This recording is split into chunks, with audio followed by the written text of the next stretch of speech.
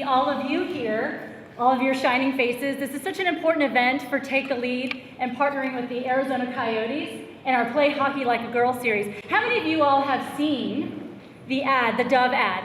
Is it the Dove ad with the Play Hockey Like a Girl? I thought that was incredibly inspiring because when I was growing up, everybody always said, oh, you throw like a girl. And I said, how cute. But really, what they were saying is you were weak. And it wasn't personal, but I now know what it means to play like a girl. It means we're strong, it means we're confident, we're authentic, and we're empowered. And that's what Take the Lead is all about. I'm so happy to be introducing our special guest, who's going to be introducing the event in general, and that is Stephanie Francis. It is my honor and my pleasure to introduce to you Stephanie Francis. And as Josie mentioned, I co-founded Navigate Research, and we are a research and measurement firm in the sports business world. And because of that, I get to interact with the senior leaders, both men and women, across the entire sports business industry. So from properties, sponsors, teams, leagues, all of them. And I was at a conference recently, and I heard a statistic that of all senior management positions in the sports business world, only 4% of those are filled by women. And I learned through Gloria and Take the Lead that across all sectors in the entire United States, that percentage is only 18%. And with Gloria's leadership, we're working to find leadership parity, so 50-50% by 2025, which really makes me reevaluate that 4%. So to me, that's what I mean by sports connects people in a way that nothing else can. And this is the voice that I bring to the sports business world, and I'm grateful for Gloria and her team for working to having more women and a more diverse conversation around what sports really means as we make our strategic decisions in the sports business industry. Nobody's asking how many women coach the men's team, because that's a given, but only 35% of women are coaching women. And I was fortunate enough to have one of those strong female role models as my coach when I was in college. And my fondest memory is not about winning or losing or our record, which was actually really good, but it was about a moment I had with my coach after I graduated. And I had had my first real job, and I had made a tragic mistake. It was life-ending. I was 22 years old, my life was over, my career was over, and it was so tragic that I'll tell you that even today I cannot remember what happened.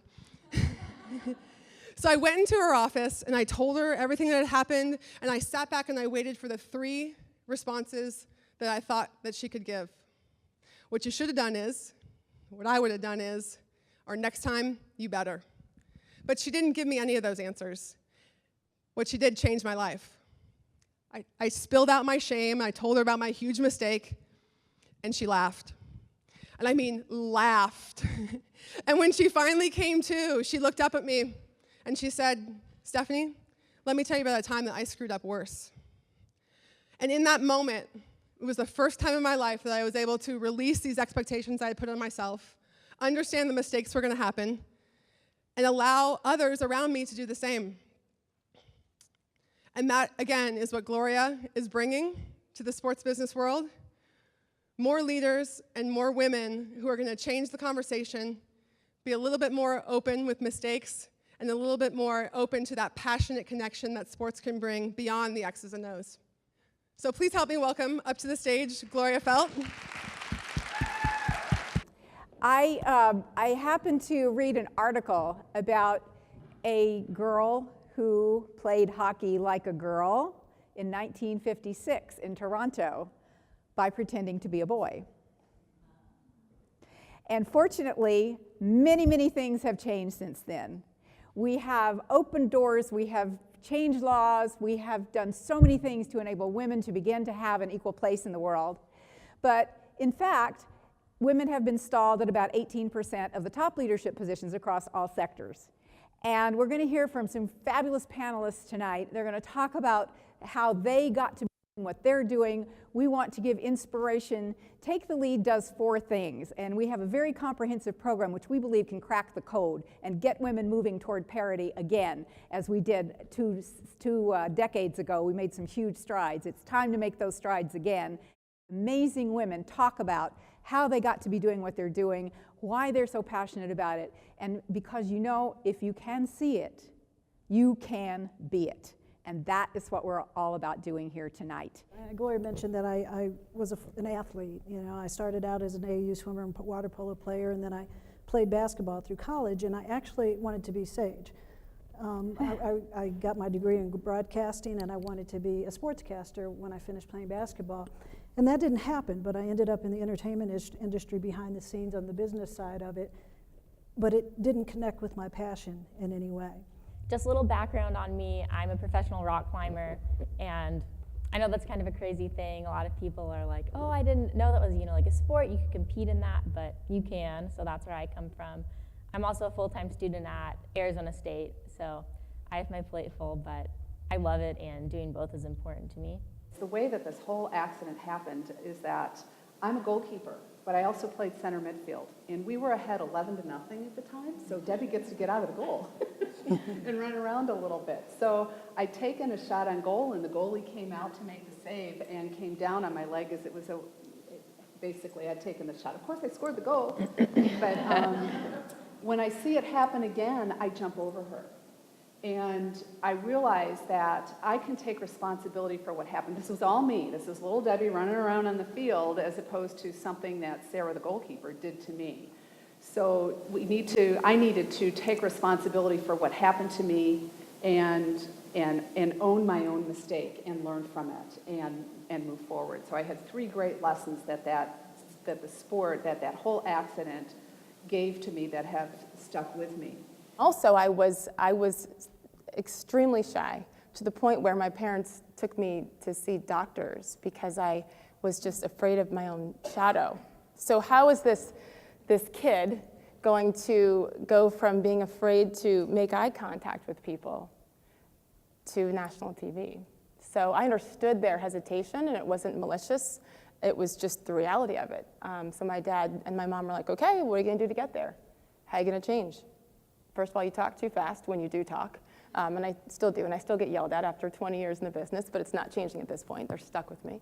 And anyway, long story short, I just went after it, and I made sure that I knew as much as the boys. And that was the thing. You don't have to have played football to know football or baseball or anything else. And I know, Bob Costas comes up to about here on me. I could totally take him. And guess what? But did he play football? Maybe flag football, touch football in 7th grade. So what's the difference between me and Bob Costas? Many things, but at the end of the day, that's kind of how I realized it. You don't have to be some superstar athlete or to even have played at a lower level to be able to go talk about it. So that was the challenge for me. And then I made it a competition with my brothers, with my dad, who would quiz me. And that was our Sunday morning thing. We'd watch SportsCenter. I got the phone call in 2004 from ESPN. So all of this from 1984 was building up to the moment where I got the offer at ESPN. And I was 2 weeks from having my second child. My first was 21 months old. And I got the call from Bristol. And what do?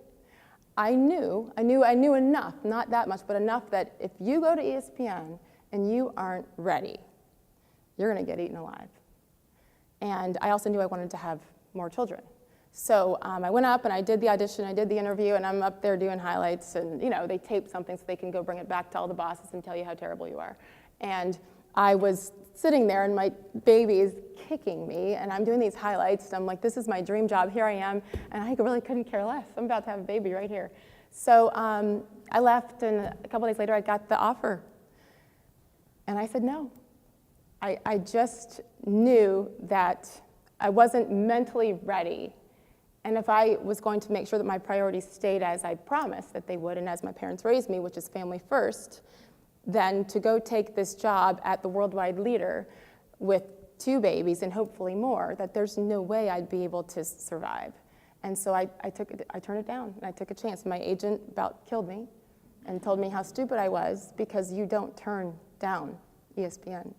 And I just said, I have to go with my gut. And as scared as I am that I'll never get to achieve my dream of ESPN, I feel like if you do it the right way, one way or another, it'll work out. So had another kid, and 3 years later, I got another phone call from ESPN.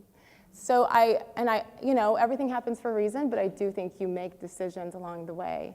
And that was huge for me, and a validation of maintaining who you are. And even though it's risky at times, you know, it's worked out, and it's been such a blessing. I've been at ESPN for 7.5, almost 8 years. SportsCenter was my end-all be-all. I never wanted anything more. NBA Countdown came along a year ago, and wow, I'd still be living in Bristol, Connecticut about to shovel snow. Instead, I'm out here to be closer to LA, which is where my show is, versus commuting once a week like I did all last year from Hartford, Connecticut to LA. So I'm much healthier and happier now. But I just think that you all, just from the short amount that you've spoken already, we all make decisions, and then we own them. Good, bad, ugly. I've made a million mistakes. Many of them the world has been able to see. But at some point, you just realize that it's okay, and we're all human, and I'm better and tougher for it. But I feel so blessed to have been able to achieve what I set out to do as a 12-year-old. Fantastic. Thank you all. Thank you all so much. How did playing whatever sport you guys played change you as a person, your characteristics? No, why don't you start answering that one? Yeah, And you then know, I always say that Sierra. if I hadn't played sports, there's no way that I would be where I am today. For me, that's self-discipline, determination, the willingness to take risk, the ability to win with grace and lose with grace, and learn the lessons from that, and to get better every day. So for me, playing sports was life-changing, and it continues to shape who I am now and the decisions I make and how I approach things. Sierra?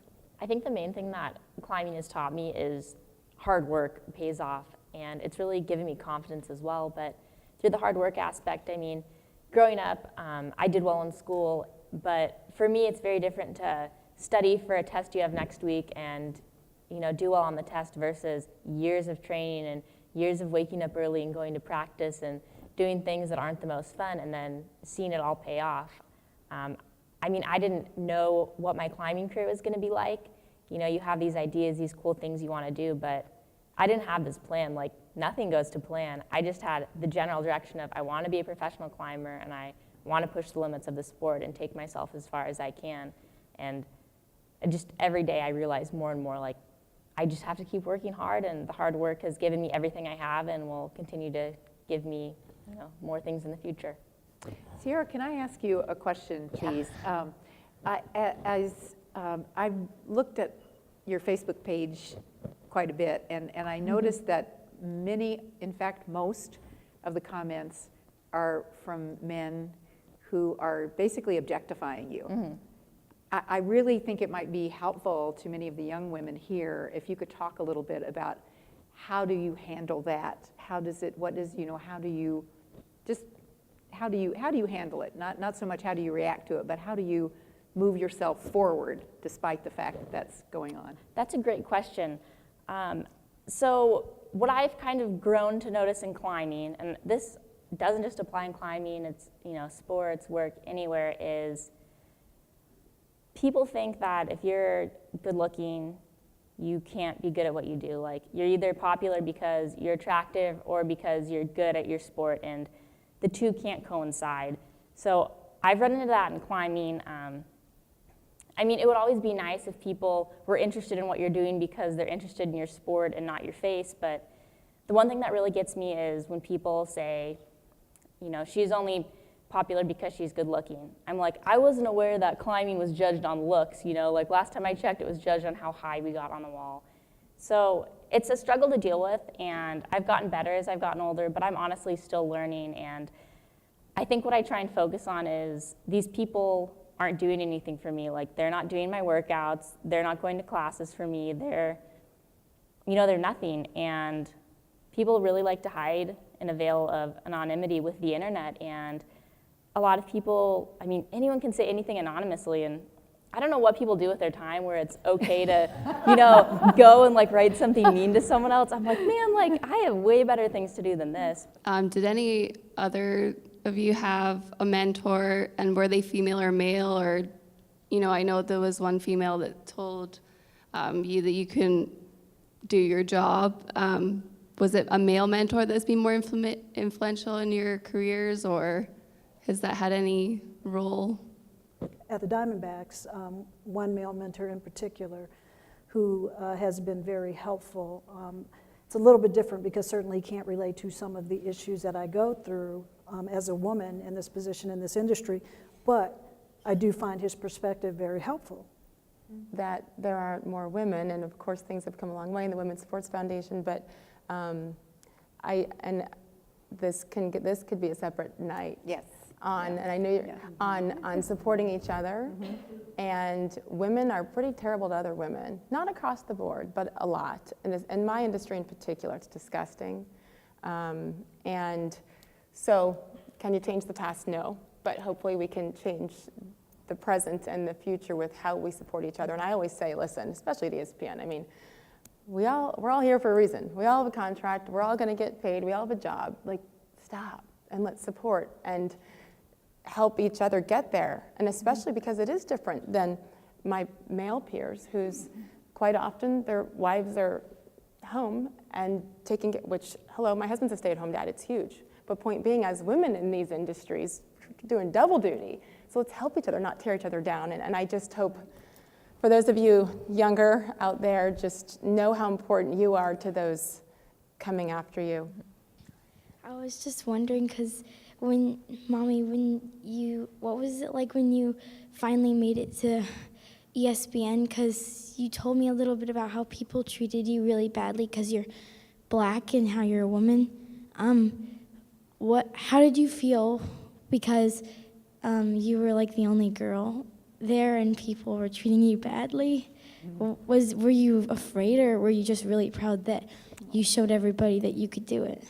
I was so proud to be, look at you, stop. to be up there for myself, but for my parents who are watching, and to hopefully someday show that I can be an example for my kids, and not just my girls, for my son too, that women can do it, and have the support of their kids, of their husbands. My husband gave up his career to stay home with our three kids, so I could go pursue this dream. So, did you tell her to do this? We'll talk in the car, but I'm very proud. But look, who knew I'd be up here on a panel talking about things this important with these kind of women, and hopefully making a difference. So, it's worth being afraid, and it's worth the fear, and there's a lot of pain along the way. But I wouldn't change a thing. So, you're the best. Thank you. Thank you. I wanted to give Leon a chance to close, and then we're going to head off to hoot and holler at the game. Well, thanks, Gloria, and that's a terribly difficult act to follow. I'm the one guy here. I learned to be a leader the old-fashioned way. I was the quarterback of my high school football team. And when you learn to be a leader that way, you learn to lead men and marginalize women. I got very, very lucky. I was a terrible quarterback. So I didn't get to play college football. I had to actually learn something. And one of the things I learned, and one of the things that I've seen in the 30 years since then, is that men continue to marginalize women, and they do it to their own detriment. And I've seen it in law firms that I've been in. I've seen it in all kinds of clients' activities that I've been involved in, and it's just a terrible mistake. And it's a mistake that we as men need to stop making, and it's something that these ladies are all helping us get over. So get over it. Thank you all for coming. Thank you, Bonnie Boudin and Josie Borman, for chairing this event. And I think that's it.